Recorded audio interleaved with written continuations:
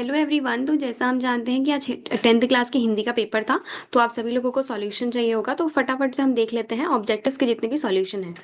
ठीक है। तो पहला यहाँ पे सही विकल्प में वात्सल्य का के श्रेष्ठ कवि माने जाते थे। चार ऑप्शन दिए हैं: तुलसीदास, कबीरदास, सूरदास, जयशंकर प्रसाद। इसका जवाब है सूरदास।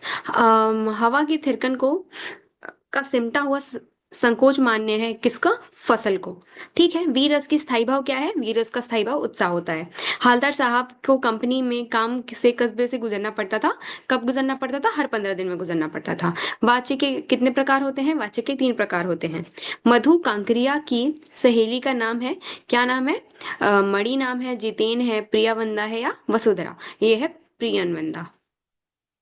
अगला है रिक्त स्थानों की सही विकल्प का चयन करना है। पहला सवाल है कि परशुराम ने डैश का वध किया था। हमारे पास ऑप्शन भी है: सहस्त्रबाहु या रावण। तो सहस्त्रबाहु का वध किया था। कामायनी एक क्या है? कामायनी एक महाकाव्य है। रस के कितने भेद होते हैं? रस के 10 भेद होते हैं। बाल गोविंद भगत की अवस्था कितनी है? 60 से ऊपर। जीजी विशा शब्द का अर्थ है जीने की इच्छा। मैं क्यों लिखता हूँ पाठ के लेखक हैं अगे। ठीक है। अ, अगला है सत्य सत्य। तो कमल तालाब को छोड़कर आकाश में खिल रहे हैं, ये सत्य असत्य वाक्य है। अगला है छपाई छंद अर्थ सममात्रिक छंद है, ये भी गलत है। शीला अग्रवाल मनु भंडारी की माँ थी, ये भी असत्य है।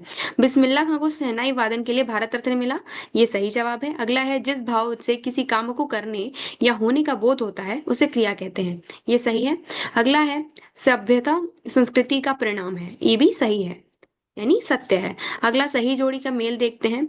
यहाँ पे है सत्यकार का होगा मंगलेश डबराल। छंद के कितने प्रकार होते हैं? छंद के 2 प्रकार होते हैं। बिस्मिल्लाह खां शहनाई वादक। गले का हार होना यानी बहुत प्रिय होना। संधि का प्रकार 3 होते हैं। और ये है बालम खीरा का होगा एक जो बचा ये लखनऊ। ठीक है। ये अगला देख लेते हैं हम लोग एक वाक्य में उत्तर। ठीक है। किसी हम्म, पहला सवाल है किसकी आभा नहीं अट रही थी? तो फागुन की आभा अट नहीं रही थी। अगला है प्रबंध काव्य के कितने भेद होते हैं? प्रबंध काव्य के 2 भेद होते हैं। नेताजी सुभाष चंद्र बोस की प्रतिमा कहाँ लगवा दी गई? कहाँ लगवाई थी वो? नगर पालिका के बाजार के मुख्य चौराहे पर लगवाई गई थी। अगला है काला अक्षर भैंस बराबर के कितने अर्थ हैं?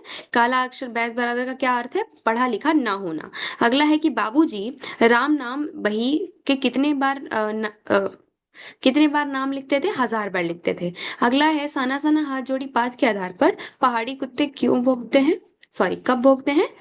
वो लोग भोंकते हैं चांदनी रात में। ठीक है।